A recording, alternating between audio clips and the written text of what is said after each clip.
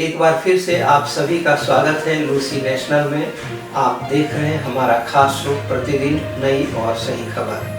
पटपड़गंज विधानसभा seat पर उतारे गए आम आदमी पार्टी प्रत्याशी अवध ओझा अपने अलोकप्रिय बयानों से स्टूडेंट के बीच काफ़ी लोकप्रिय रहे हैं। इनके बयानों में अक्सर मुस्लिम, गांव और अक्खड़पन होता है। अवध ओझा राजनीति में अभी नए हैं, लेकिन दिल्ली में आम आदमी पार्टी की मजबूत दावेदारी को देखते हुए आम आदमी पार्टी से टिकट लेना उन्होंने जरूरी समझा, जबकि इससे पहले उनका भाजपा में आने का कयास लगाया जा रहा था। दरअसल यही उनके व्यक्तित्व की पहचान है। कब, कहां, किस बात को ट्विस्ट दे दें, यह कहना बड़ा ही मुश्किल है। जबकि भाजपा के प्रत्याशी रविंद्र सिंह नेगी अपने क्षेत्र में जनता से लगातार संपर्क में हैं और उनके बीच काफ़ी लोकप्रिय हैं। रविंद्र सिंह नेगी मूल रूप से उत्तराखंड से हैं और संघ पर उनकी अच्छी पकड़ है। दिल्ली यूनिवर्सिटी से स्नातक रविंद्र सिंह नेगी ने 2020 के विधानसभा चुनाव में मनीष सिसोदिया की बादशाहत को जबरदस्त चुनौती दी थी। रविंद्र सिंह नेगी अपनी जीत आसानी से सुनिश्चित कर लेते, लेकिन उस वक्त कांग्रेस की दिलचस्पी जीतने में नहीं बल्कि भाजपा को हराने में थी।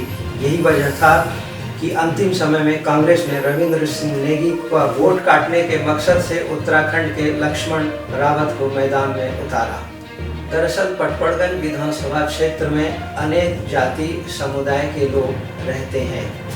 अगर जातीय समीकरण की बात करें तो यहाँ पर 18% ब्राह्मण, 17% SC वोटर और 8.5% मुस्लिम, 11% गुर्जर और इसी तरह दूसरे अन्य समुदाय के लोग हैं। पटपड़गंज विधानसभा क्षेत्र के बारे में कहा जाता है कि पहाड़ के वोटर और पूरब के वोटर किसी भी उम्मीदवार की किस्मत बदल सकते हैं। इस बार देखना दिलचस्प होगा कि पहाड़ के वोटर और पूरब के वोटर आपकी किस्तों में जारी घोषणा पत्र पर भरोसा कर अवध ओझा को वोट करेंगे या फिर रविंद्र सिंह नेगी पर भरोसा जताएंगे, क्योंकि भाजपा ने भी इस बार रबड़ी बांटने में कोई गुरेज नहीं किया है। इसके अलावा समाज के सभी वर्गों के मतदाताओं को अपनी ओर आकर्षित करने के लिए हम अपने संकल्प पत्रों को इंस्टॉलमेंट में भी जारी किया है, ताकि कोई वर्ग विशेष मोदी की कृपा से ओझल न रह जाए।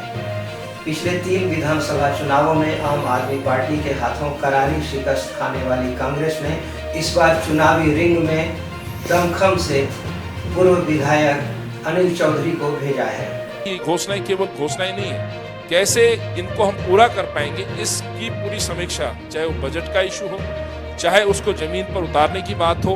तो हमारा इतिहास है शीला जी के समय में, एक सबसे बड़ी बात गर्व की बात है कि हमने किया है। और दूसरा, आगे यदि हम ये 5 गारंटी जो हमने दी है, ये साबित करती है कि केवल ये वो गारंटी नहीं है कि 2100 रुपये की घोषणा कर दी, लेकिन भगवत मान को बैठा के नहीं बताते कि 2100 रुपये कब आएंगे। लेकिन हमारे यहाँ के DK शिव कुमार जी आके घोषणा करते हैं और गारंटी देते हैं कि हम कर्नाटका में दे रहे हैं। प्यारी दीदी योजना उसका उदाहरण। इसमें कोई संदेह नहीं कि अपने विधानसभा क्षेत्र में अनिल चौधरी का वर्चस्व रहा है। कांग्रेस पार्टी को इन्होंने प्रदेश स्तर का नेतृत्व दिया है। दिल्ली विधानसभा चुनाव 2008 में अनिल चौधरी ने पटपड़गंज विधानसभा सीट से रोमांचक जीत हासिल की थी। वह लगातार 10वें राउंड में पिछड़ते रहे, लेकिन इसके बाद वापसी करते हुए अंतिम राउंड में भाजपा प्रत्याशी को 639 वोटों से शिकस्त देने में कामयाब हुए। अनिल चौधरी की यह जीत पटपड़गंज के साथ साथ यमुना पार का उन्हें सर्वमान्य नेता बनाता है। लेकिन 2020 के चुनाव में कांग्रेस की दुर्गति को सत्ता के गलियारों तक की प्रगति में बदलना अनिल चौधरी के लिए चुनौती भरा हो सकता है। अनिल चौधरी के लिए मिनिमम से मैक्सिमम तक पहुंचने की यह यात्रा इतना आसान नहीं है। अगर अनिल चौधरी मुस्लिम मतों को अपनी ओर खींच पाते हैं तो निश्चित रूप से उनकी जीत कुछ आसान होगी।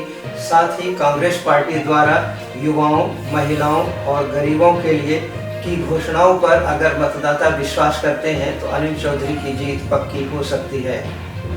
राहुल गांधी द्वारा पटपड़गंज में की गई विशाल जनसभा इस बात की ओर इशारा करती है।